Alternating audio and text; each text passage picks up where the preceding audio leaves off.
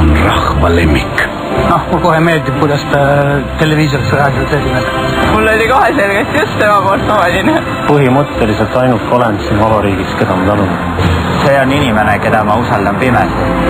В Эстонии две хорошие новости. Скидки и он.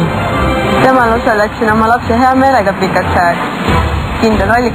Ma ei varja, mida ma mõtlen. See on eestlane suure esitähega. Ta on uue põlvkonna poliitik, kelle nimi on kõikjal.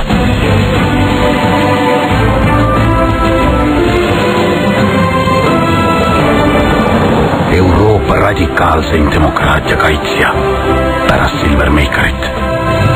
Euroopa kauneim välispoliitik Kristiina Ojulandi ja Urmas Paeti järel.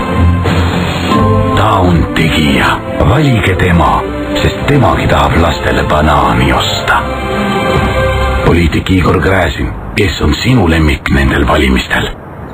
No ma ei tea, võib-olla ma ei seleta, ma pole näita.